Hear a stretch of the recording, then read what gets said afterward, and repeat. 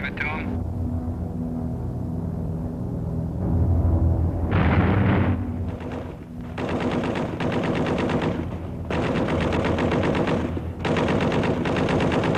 Bomb bay doors open. 6 degrees right on course. On the way.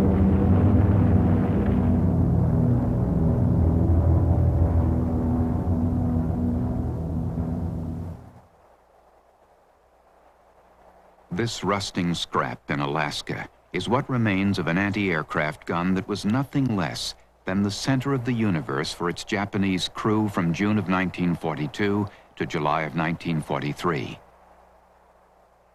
Here on Kiska and on the island of Attu, 200 miles to the west, Japanese forces grabbed a toehold in North America. Never since the War of 1812 had an invading nation held territory on the American home front.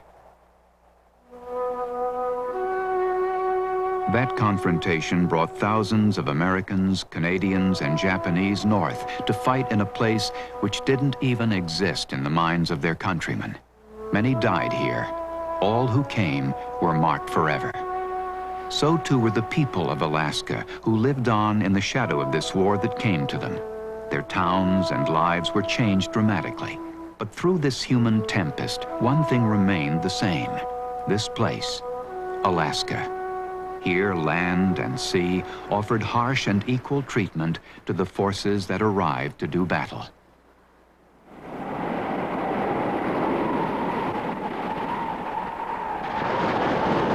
World War II came to Alaska in the early days of the clash between Japan and America, and the territory offered an inhospitable welcome.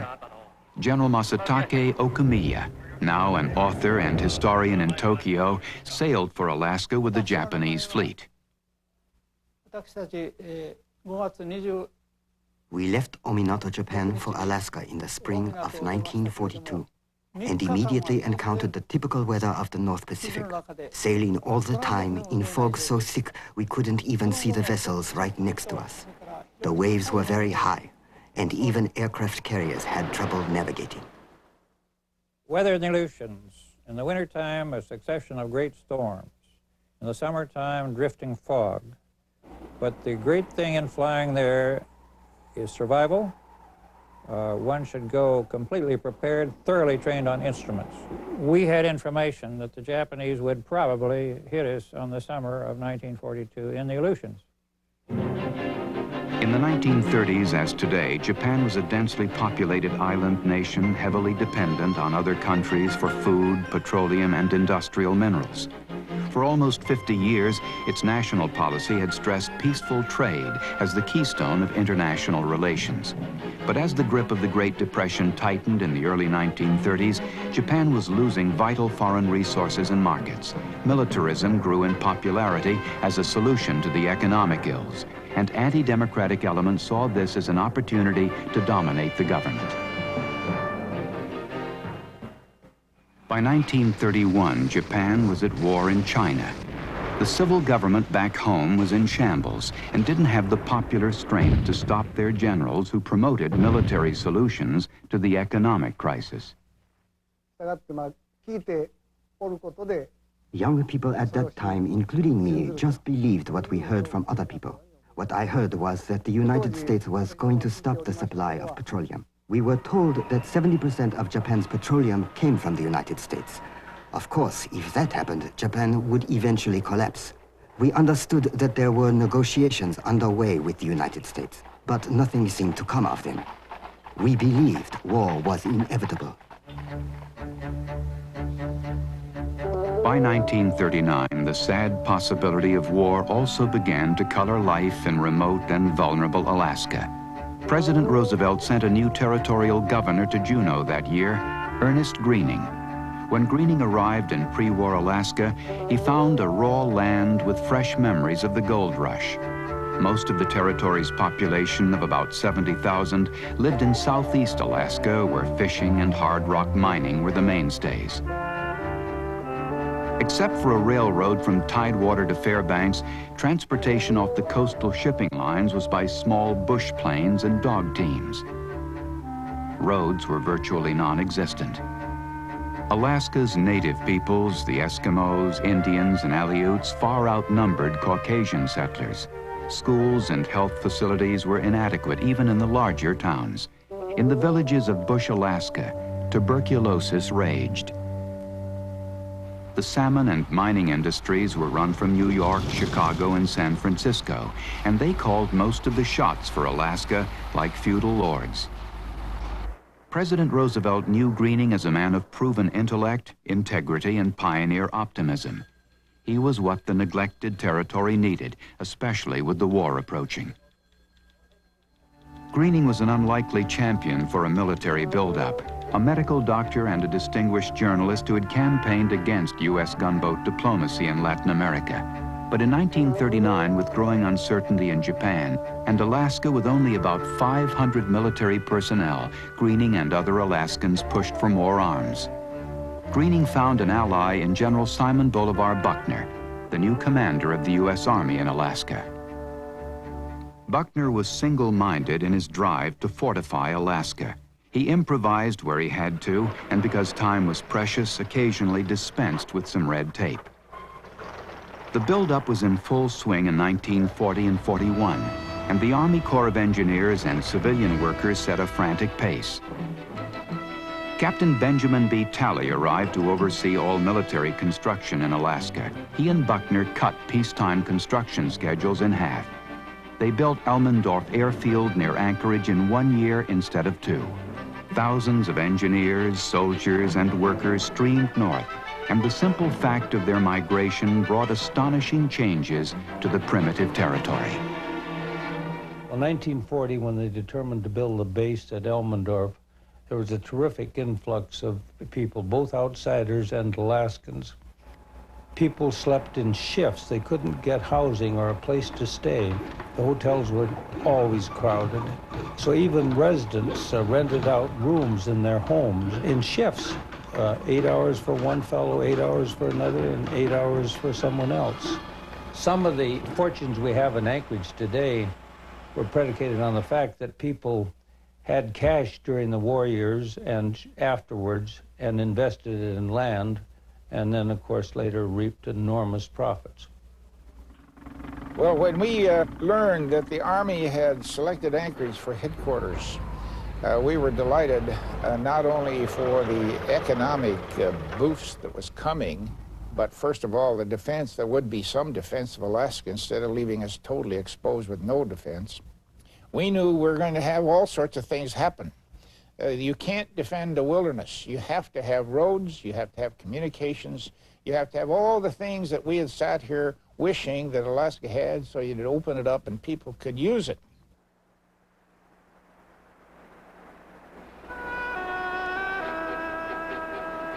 Fear of war also brought momentous change to Alaska's coastal villages. American engineers built artillery emplacements and major Navy bases at Sitka, Dutch Harbor, and here on the beautiful island called Kodiak. Hank Eaton remembers the coming of the American forces. Well, Kodiak was just kind of a sleepy little fishing village prior to the war.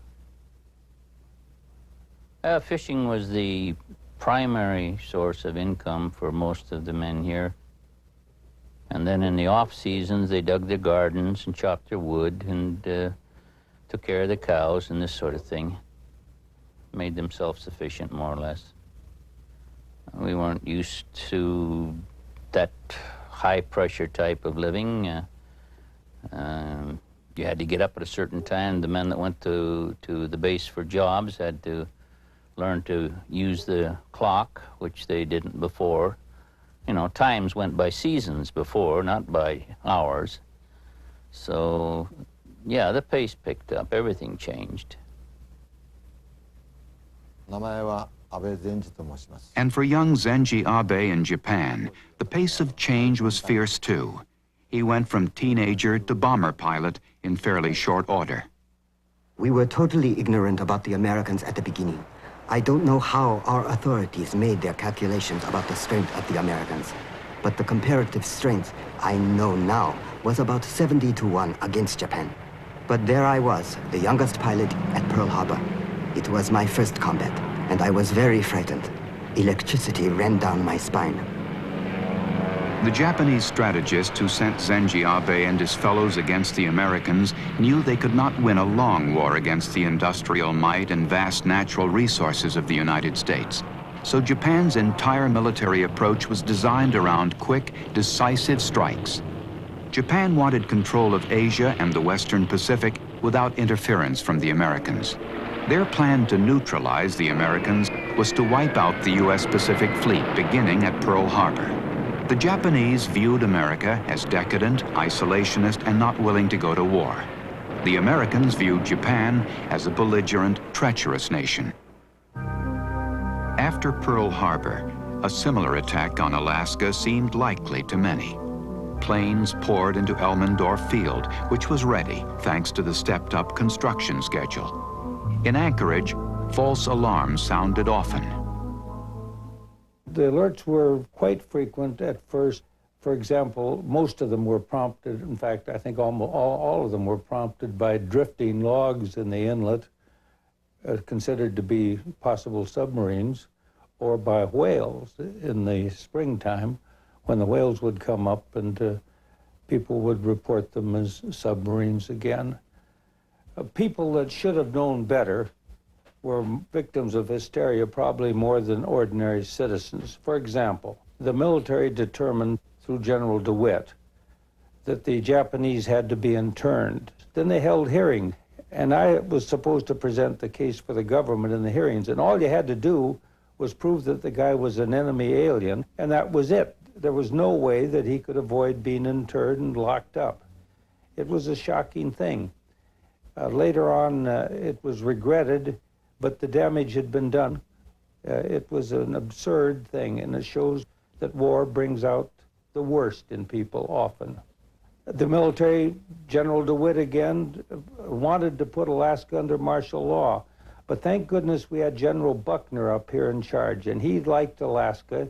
He talked DeWitt out of it. It was one of the best things that ever happened, because there was absolutely no need for martial law at any time during the war, and history has proved that.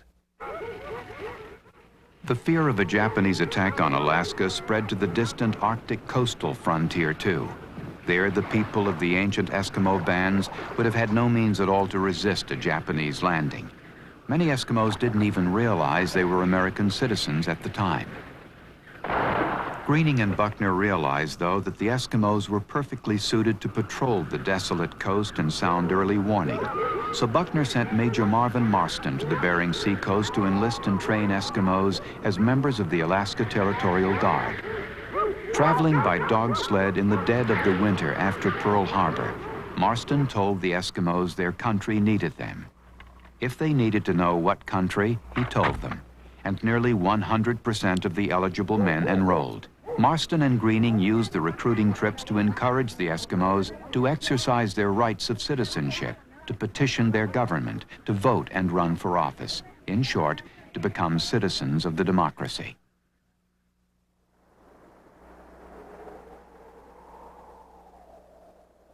When the Japanese attack on Alaska came, it was not to the Eskimos' gentler beaches on the mainland, but to shores like this one in the Aleutian Islands. There are few sites suitable for harbors out here, so both invasion and defense were immensely complicated. But it was here the Americans continued their drive to fortify. In March 1941, the Corps of Engineers built an airfield on Umnak. To keep it secret, they planned an elaborate deception. We were right in the midst of the season when the air was just bursting with sounds for the fishermen getting ready to open the canneries and everything. So what was more logical than to pick a fictitious name, the Blair Packing Company, I believe it was, and that is the thing that we referred to in all of our radio messages and in all of our correspondence, and we did it so effectively that the Japanese, when they made their attack, didn't even know of its existence. The terrain on Umnak was a combination of soggy, grass-covered volcanic ash and sand, and it couldn't be paved. But you could not depend upon landing. In fact, you couldn't have landed on it under snow conditions. and under rainy weather and that sort of thing. We had to have a field that was good 24 hours a day, the year round. So for the first time under field conditions, the Americans used an interlocking system of perforated steel sheeting called Marsden matting.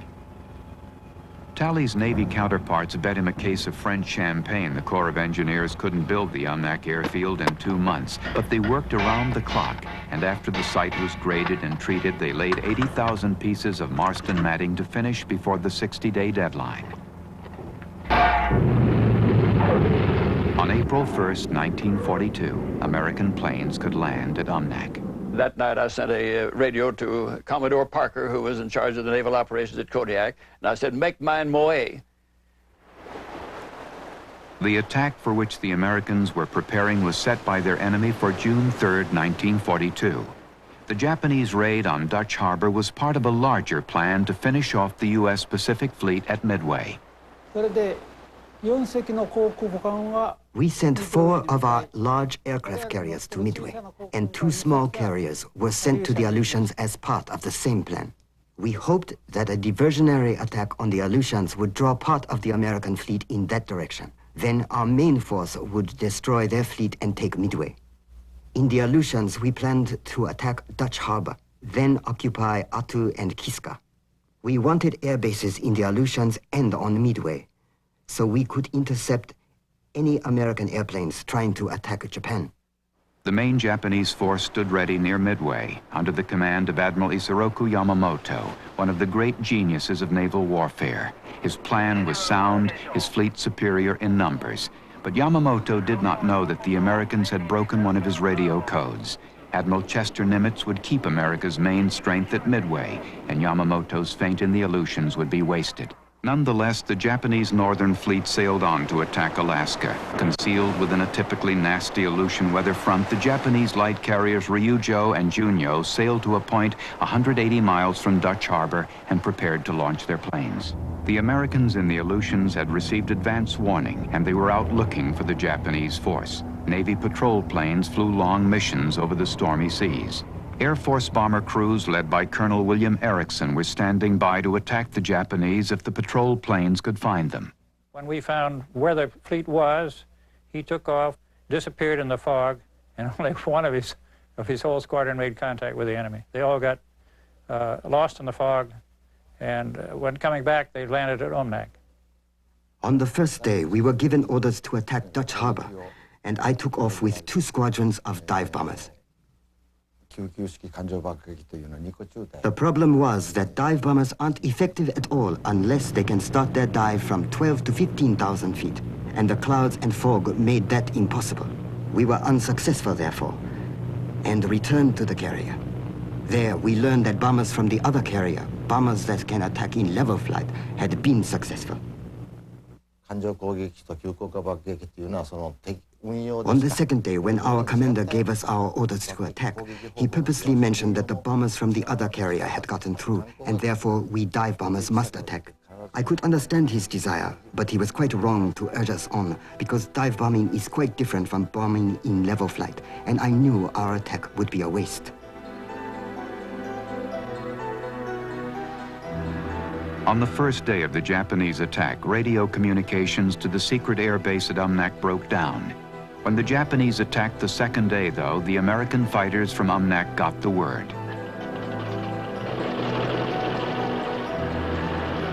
They caught up with the Japanese returning to their carriers. I was at first happy because I thought I had run into our own fighters coming out to meet us. Then I saw they were American fighters. 2 of my veteran pilots lost their lives during the dogfights, and we lost others in the sea because their fuel tanks were shot up. They crashed, shouting banzai to the Emperor over their radios. Returning to our carriers, there was no time for celebration of our attack on the Americans, because as the squadron leader, I had to write letters of sympathy to the families of my lost comrades. The Americans on the ground also lost comrades at Dutch Harbor, 25 of them. But though Japanese bombs set fires blazing, only some gas tanks, several buildings, and an old transport ship were damaged.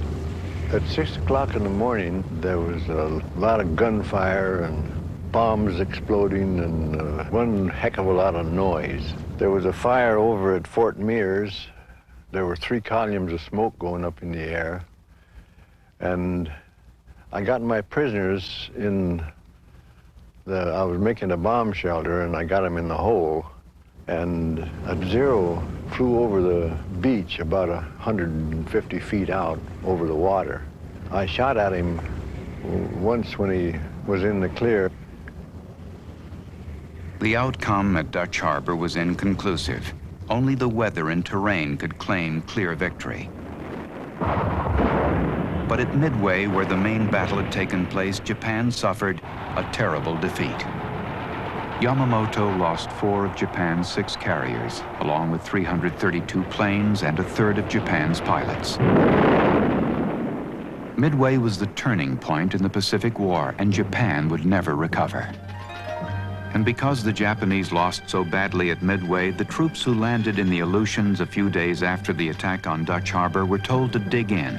The propaganda value of holding American soil in the Aleutians became immense. The news released by Imperial headquarters was that the diversion at Midway had been successful and assured the great Aleutian victory. The original Japanese plan called for the troops to stay until fall, but now they would spend the winter. The Japanese also feared the Americans might attack the home islands from the Aleutians if left unopposed there. Word of the Dutch Harbor attack spread through Alaska. Now the Japanese really were here, and how far they would move inland was a matter of grave speculation. As it turned out, the Japanese had no plans to occupy more territory. But on Kodiak and in other coastal towns, the military prepared civilians for invasion. So they told us that we could have our choice of either surrendering if they made a landing, or we could take to the hills and fight a guerrilla warfare. And the decision was entirely up to us. We were given a gas mask, a rifle, a helmet, and about 60, 70 rounds of ammunition. And with that, we could make our choice. And that was civilians and the Army. Still reeling from Dutch Harbor, the Americans found a Zero damaged by a Navy patrol plane. It was an amazing gift from the usually troublesome soft tundra. They salvaged it to train their own pilots to fly against Zeros. American pilots throughout the Pacific would have better odds against Japan's superb fighter. Some have suggested that the Americans should have simply ignored the Japanese on Kiska and Attu and let them try to survive hundreds of miles from home under some of the most hostile conditions in the world. But on June 11, 1942, the day after the Japanese were discovered on Kiska, the instinctive reaction of the Americans was to strike back. For the first air attack ever against an enemy on American soil, the 11th Air Force had only 6 newly arrived bombers with very green crews ready to fly. They went to Kiska anyway, taking along a seasoned Navy patrol plane navigator to show them the way. From their base at Cold Bay, the young men flew the 1,200-mile round trip to bomb the new enemy, perhaps to die.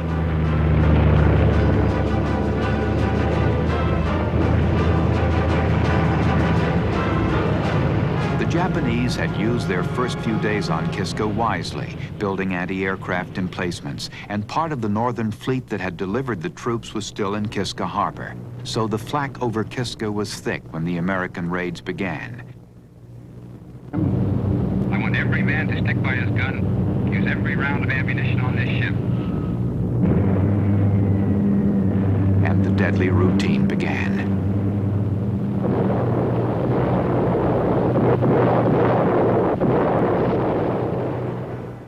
While the Air Force scurried to get more bombers ready to attack Kiska, a heroic wing of Navy patrol planes kept the pressure on the invaders at great cost. The Navy planes were big, slow, and not very maneuverable, but they had machine guns and bomb racks. Flying from bays nearer Kiska and supplied by seaplane tenders, they attacked using modified dive bombing techniques that pushed the planes to their limits.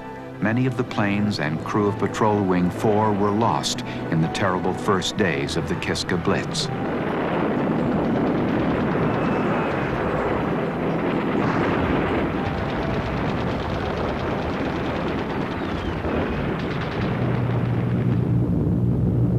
heavy bombers of the 11th Air Force were ready to strike with strength, the Americans frantically but methodically rained tons of bombs on the Japanese.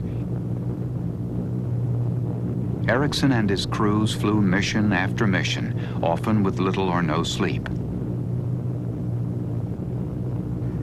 Eric, with his dog Scooch and his wonderful squadron and his morale, and he was a fantastic fellow. Eric was a fighter primarily, and he didn't give a damn about much else. His idea was closing with the enemy and getting at him. As a plebe at West Point, Erickson had written the Army fight song, and in the Aleutians he wrote insulting jingles which he broadcast on his radio to taunt the Japanese during bombing runs. The Japanese soon recognized his voice and returned his taunts with cries of "Eric, we'll get you." Day by dangerous day, this would be their war.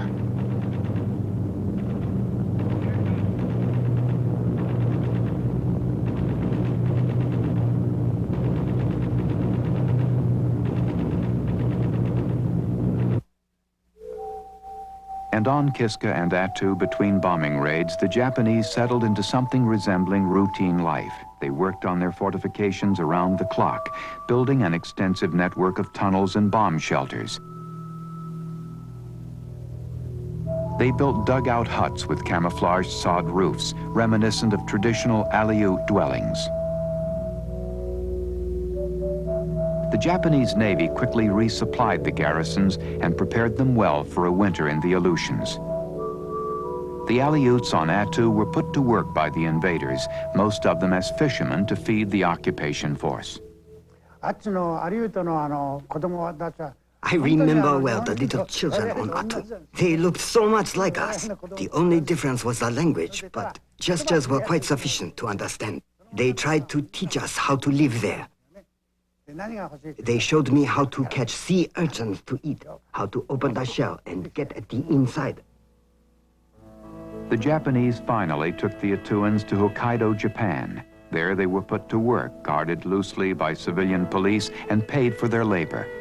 They were not treated at all like military prisoners. Still, 24 of the 42 Attuans died in Japan, most of dormant tuberculosis they carried with them from Attu and activated by the stress of strange surroundings and diet. As a safety precaution, the Aleuts from other islands were soon evacuated by the Americans. For several months, the Americans had been aware of the threat a Japanese invasion posed to the Aleuts, but no one took the responsibility to relocate them until the frantic days after the Dutch harbor attack. So with only a few hours' notice, they became the first American war refugees since the Civil War. They were taken to abandoned canneries in southeast Alaska, 2,000 miles from their Aleutian home. In the rush, the most basic needs of the Aleuts were overlooked, and many died in the cold, wet camps.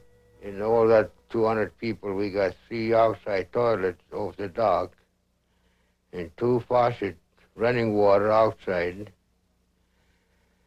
And every winter come with the water frozen, no water, so we got to go out of the bay. It was about a mile wide. We use a skiff, go over there and pack water all day long sometime for all that 200 people there. My boy got sick, and I went to nurse. She gave me some oranges to give him, that's all. That was all. No medical, no medicine, nothing. He was so happy to go to school that winter, and he didn't make it because of the death. And there was other people died there too. And those who have TB, they sent it down to Tacoma, Washington. They didn't come back.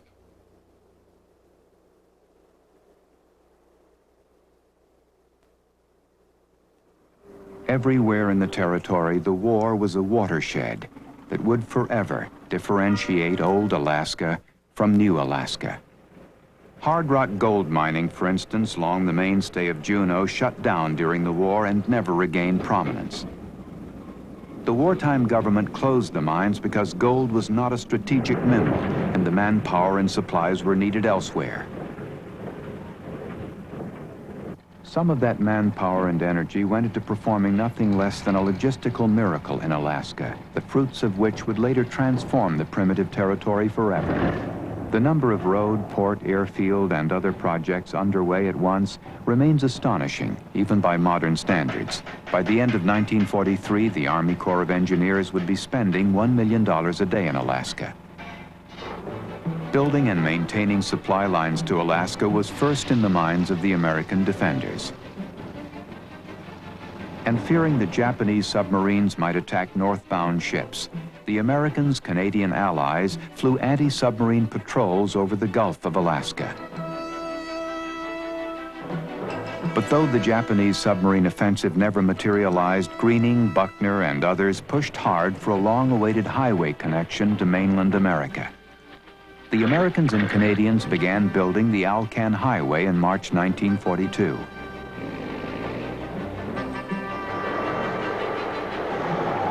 In just 8 months, 10,000 men cut 1,645 miles of pioneer road. The Alcan cost $138 million and was built through the northern wilderness under conditions that included truly frightening infestations of mosquitoes in summer and minus 60-degree temperatures in winter.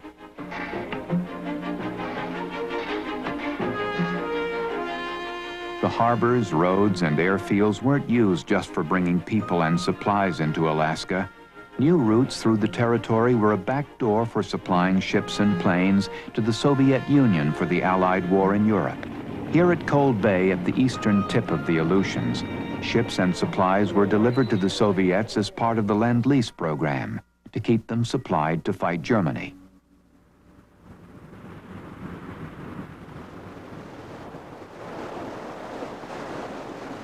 And the Soviets also needed planes for the brutal air war with Hitler's Luftwaffe. So 8 airfields along the Alcan Highway were links in the Alaska-Siberia route for ferrying nearly 8,000 airplanes to Russia. The route ran from Great Falls, Montana, through Edmonton, Alberta, Whitehorse, Yukon Territory, and Fairbanks, and on to Siberia. The alternative, a route through the Middle East, was far longer and nowhere near as safe from German detection or attack. With green pilots often at the controls on the pioneer route to Fairbanks, it's a wonder only 133 planes were lost.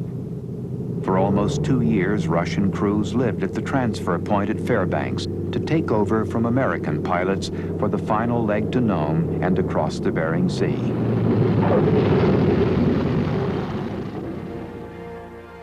The Russian pilots had only a few days in Fairbanks to master the basics of these new American airplanes. There would not be time to learn the finer points until after their trip across the Bering Sea and Siberia. For Russian pilots who were skillful and lucky enough to have survived their Eastern Front, Fairbanks was the closest they would ever come to rest and recuperation.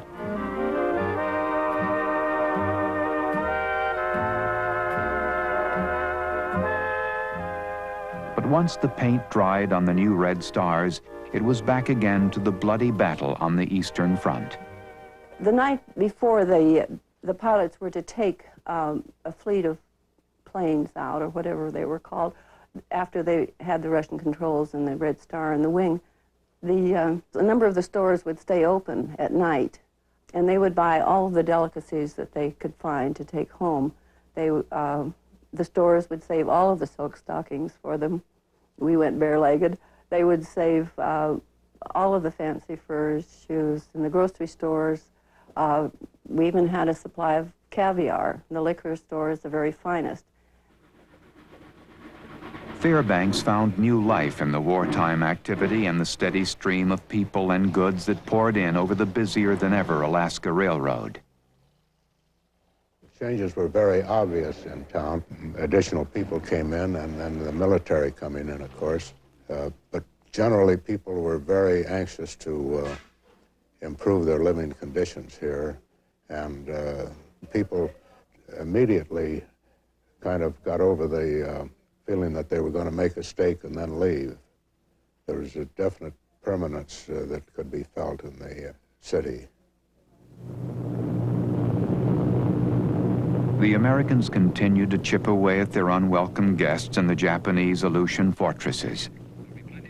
But the 1,200-mile round trip from Umnak to bomb Attu and Kiska was taking its toll, a number of planes lost to foul weather and overtaxed crews.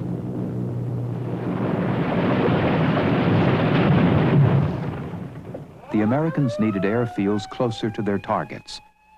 Adak, an exceptionally rugged island, was only 2 hours flying time from Kiska, but reconnaissance indicated that the terrain was so bad it would take several months to build a runway there.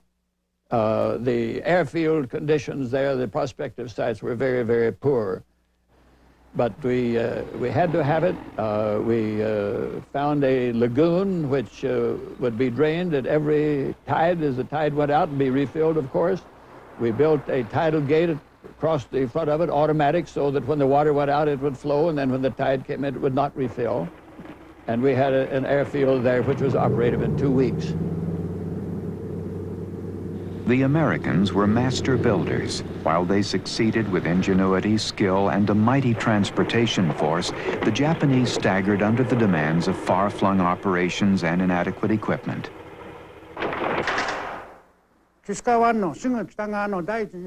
In November, it was decided that an airstrip be built on the northern side of Kiska Bay. We were engaged in the airport construction, which was very simple, because all we had were picks, shovels, and pushcarts. While the engineers built runways and supply centers out the Aleutians, the American and Canadian navies worked at seizing control of the sea around the islands. The Japanese garrisons on Kiska and Attu were dependent on ships for their most meager existence, and interrupting the flow of supplies was a major priority for their enemy. American submarines, old World War I S-boats, patrolled Aleutian waters from a base at Dutch Harbor. The Navy's newer subs were in battle on other fronts, so in the remote Aleutians the sailors made do. S-boat interiors were cramped, cold, and dripping wet from condensation, and it must have been a terrible life trying to keep pressure on Japanese shipping from beneath that black, stormy ocean. The Americans achieved final dominance at sea in the Aleutians in a decisive battle 400 miles west of Attu off Russia's Komandorsky Islands. American Admiral Charles McMorris, his 2 cruisers, and a handful of destroyers intercepted a Japanese convoy off the Komandorskys on March 26, 1943. The Japanese Admiral Hosagaya was escorting the convoy with ships from his northern fleet, and his force outnumbered the Americans by 2 to 1. They fought for 3.5 hours in what proved to be the last major naval battle fought without aircraft carriers. The outnumbered Americans disabled Hosagaya's gunnery control aboard his flagship Nachi. McMorris's biggest cruiser, the Salt Lake City, was hit badly and went dead in the water. He hit her behind a smokescreen, and then, unbelievably, Hosagaya disengaged and began steaming back toward Japan. Hosagaya was low on ammunition and also feared an attack by U.S. land-based bombers from Adak, which by then had its airfield. His fear was unfounded, though, because on that day in freezing weather, the Americans' bombs at Adak were frozen solid to the ground. And that was really the last attempt, serious attempt they made, to run with strength a convoy through the 2 islands.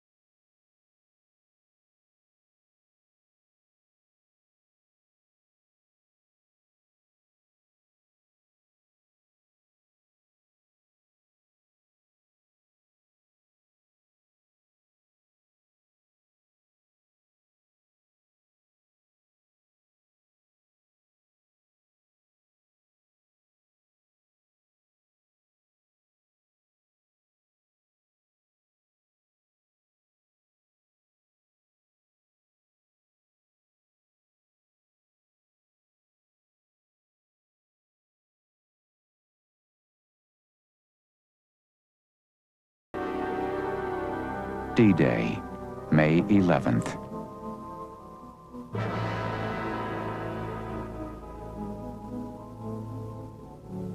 The American assault troops circled in landing craft, waiting for a thick fog to lift and reveal the beach. After 7 hours of floating in limbo, it was time to land or go back to the transports. Finally, a picket boat equipped with short-range radar and a recording fathometer led the landing craft through the rocks and shoals to the beach. The small armada ghosted along at a crawl on the gray surface until the picket boat skipper announced with his megaphone that the beach was 300 yards dead ahead. No one had seen the beach, but the landing was on.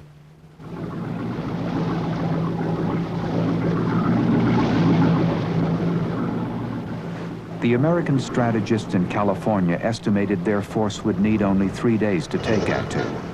Buckner and his staff in Alaska thought otherwise, but their advice went unheeded. The Americans encountered no resistance on the beach, a defensive pattern that would become familiar in the Pacific. Moving inland, they met small arms fire coming out of the mists. They dug in for the night, which was falling like a curtain on the eerie scene. They dug in, a foot or two that is, until entrenching tools hit frozen ground, so they lay in shallow holes in a cold drizzle. The Japanese troops were hopelessly outnumbered, but well dug in on the high ground. Often hidden in cloud-obscured positions, they could still see and fire upon the Americans below.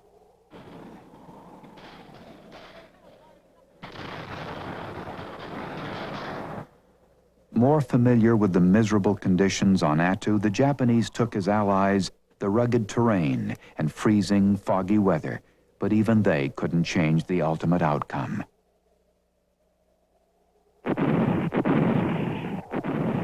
For the assault on Attu, General DeWitt asked for the 35th Division, commanded by a general who knew the Aleutians. Instead, he got the 7th Division, which had been training in the California desert for combat in North Africa. No, we couldn't keep dry. They give us leather boots, and they give us a little heavier jacket, a little heavier pants, and your feet would swell up after being wet. If you kept your foot off, if you have your shoes off for more than 10 minutes, you couldn't put them back on because your feet were hurting.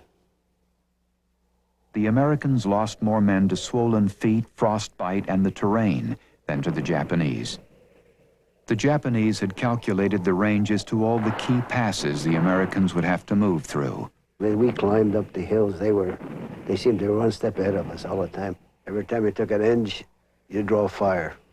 As you advanced up, they draw up heavier fires. It's just like it was going against a wall, you know. So you would move on by inch. You didn't advance too fast. You just feel your way like in the dark. Despite improper clothing, an amphibious assault that bogged down, and the determined Japanese defenders, the Americans were just too strong. After 9 days of fighting, the Japanese were clearly losing. The Japanese on Attu reported their grim situation to their headquarters at home. On May 20th, Colonel Yamazaki, the commander of Japanese forces on Attu, sent this message. The enemy Air Force bombed and strafed while the naval guns shelled our troops, which sustained heavy casualties. None of the officers and soldiers were at any time discouraged or demoralized. On the contrary, they are firmly determined to die on Attu in battle in order to defeat the enemy.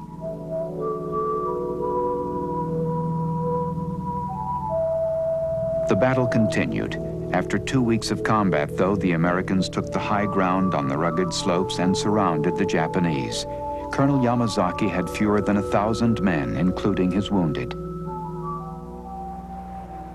Forced to withdraw into Chichikov Valley, the Japanese had only one hope, and a slim one at that. A daring charge through here, the Americans' weakest point on the valley floor. Yamazaki hoped speed and momentum would surprise the Americans and allow him to break through. From there, Yamazaki could race that way through Clevisy Pass. Then he'd storm down to the beach where the Americans had stores of ammunition and food. The plan was desperate at best. On May 29th, the stoic Colonel Yamazaki sent the following message to headquarters in Japan. Most of our positions on the front line have been captured by the enemy, and today we barely are able to hold the remaining positions. The withdrawn force will attack the enemy and will display the true glory of the Imperial Army in carrying out the final attack. Yamazaki then ordered his code books and wireless sets destroyed, so we never received the reply. We received reports of your resolute determination and fine morale and were filled with deep gratitude. We wish you calm sleep as the pillar of the Northern defense. In the early hours of morning, under cover of darkness and fog, the Japanese made their charge. They scattered the first group of Americans they encountered. It looked as if they might make it until they came to a hill overlooking the pass to the beach, on top of which was the American engineer encampment, commanded by Major James Bush. They repeatedly charged the Americans' commanding position on high ground and were beaten back time and again by the heroic engineers until reinforcements arrived. Colonel Yamasaki was killed, sword in hand, during a final charge. With no hope of victory or escape, the scattered remnants of the Japanese force took their own lives. All but 29 of the 2,600 Japanese on the island died. Of the 11,000 Americans who fought there, 549 died, and 1,148 were wounded. Kiska was alone now, the Americans near victory in the Aleutians. The 5,400 Japanese on Kiska had listened to the radio reports of the annihilation of the Attu garrison by obviously superior forces. Their time was near. They prepared for death. Toru Kobayashi was a chief quartermaster on Kiska. At that time, most of the Japanese thought it was a sacred mission to sacrifice your life for the country. But being newly married, it was a great dilemma for me, since my first son was born in January 1943. I was very glad about it, but I was worried also because I had not seen him and our situation on Kiska was becoming worse. About this time, we heard of the mass suicide on Attu. My diary shows a little song I wrote.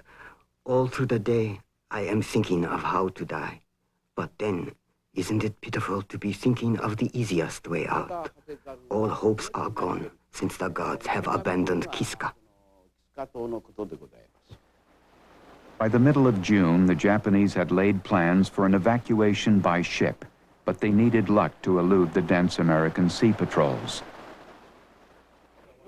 Then, on July 26th, part of the American fleet blockading Kiska gave chase after radar signals they believed could be a Japanese evacuation convoy. Because of darkness and dense fog, the Americans never made visual contact, though they fired dozens of salvos and burned up tons of fuel firing at the radar targets. No wreckage was found, and there is no Japanese record of their ships in the area. Most experts attribute the false signals to atmospheric conditions and limitations of radar in 1942. The American ships had to steam out of their patrol area to replenish their fuel and ammunition. While they were gone, the Japanese evacuation fleet, which had been hidden in rain and fog 400 miles away, steamed through to Kiska. We were just about desperate when at about 8 in the morning on July 29th, we were told that ships were approaching the bay. We had gone to the beach many times before then and not been saved. But this time, in the very thick fog, we saw ships approaching. They looked like phantoms. I looked around myself and saw that everybody's faces were flushed from joy and excitement. We all spontaneously shouted, "Banzai!" The survivors of the last garrison on Kiska still embrace the spirits of their comrades who died supplying the island and defending Attu. I believe it was the intervention of these 3,000 souls, as well as the souls of those who died on Attu. They saw to it that we escaped the island. We are very thankful.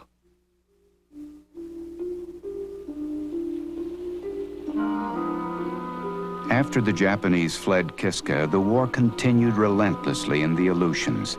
The Americans bombed the island for nearly 3 weeks after the evacuation, unable to verify that the island was uninhabited.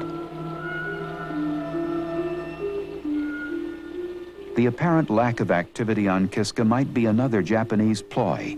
Word of the tenacious defense of Attu had spread through Alaska, and the invading force was taking no chances. Nearly 3 weeks after the Japanese left, 33,000 American and Canadian troops made a tense amphibious assault. Canadians were the first to land. The landings were unopposed, of course. But as though unwilling to let the soldiers off easy, the weather and terrain again conspired wickedly. In the fog and confusion on Kiska, 21 men were killed and 121 wounded by accidents and shots fired by their own comrades.